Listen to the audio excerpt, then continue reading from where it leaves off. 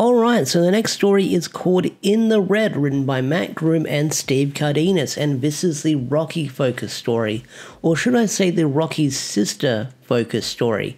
So, Steve Cardenas, ages ago during an interview with Boom Studios, revealed that originally Rocky was meant to have this big family in his character outline, and they never really explored that in the TV show. And then when Matt took over as the writer for Mighty Morphin, he got to give Rocky his own focus story arc where Rocky fought off King Aragon, the father of Archerina, and it was really freaking cool. Like, go back and read that Rocky story, because it's really, really freaking great. But this story is called In the Red, it's written by Matt Groom and Steve Cardenas, and it focuses on Rocky's sister. So, what we have Rocky's sister's high school life, Raina, and you find out that she got rejected by a boy, and she kind of wishes that she had the confidence that Rocky had, but she believes that Rocky's got most of that confidence and able to shrug things off. It's because he's a ranger. So because Rocky's like passed out, he's sleeping, he's like got his morpher like beside his bedside, which is kind of funny that he's just hanging onto it while sleeping. She decides to borrow it and use it to morph, so we get to see Raina running around as the female Red Ranger.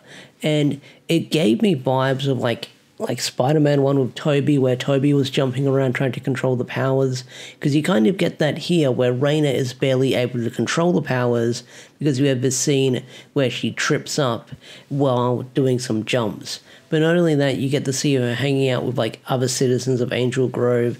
She uses the super strength to lift one of them up, but then suddenly, during all this fun and games, she is attacked by a monster called a Bulldog, who is literally a bulldog with bull horns, which is a lot of fun.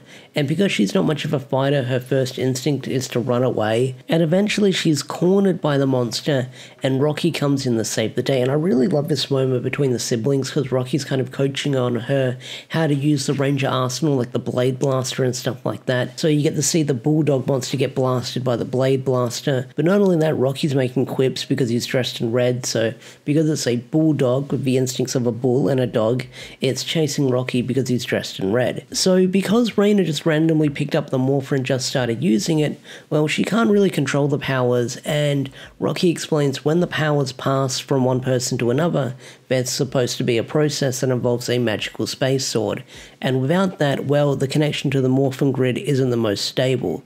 So he asks Raina what were you thinking, and Raina says, hey, I feel like you get all your confidence from your powers, and Rocky says, no, it's not like that, power down, and I'll explain later.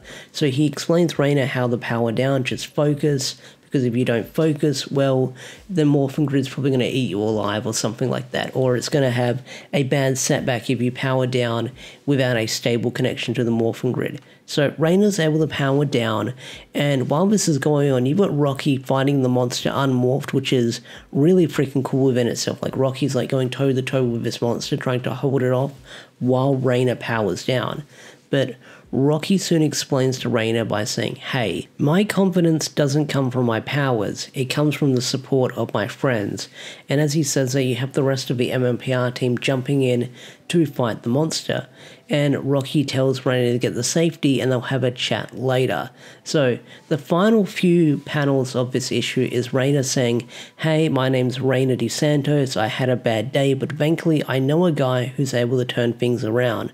Not because he's a Power Ranger, because he's the best big brother in the world. And on those final 2 pages, you have Rocky morphing and jumping into action. So this story I really did like, because it got to focus on Rocky, it got to focus on his family, but not only that, it's a nice little family moment between the two characters. But not only that, you get some little like Morphin Grid lore here and there with how the power transfer works and stuff like that, and why someone randomly picking up the morpher isn't the most stable thing if they try using it. So that was really cool as well. But this Rocky story written by Matt and Steve, I really did enjoy. Like, I really got a kick out of it. So props to Matt and Steve for writing this really awesome story.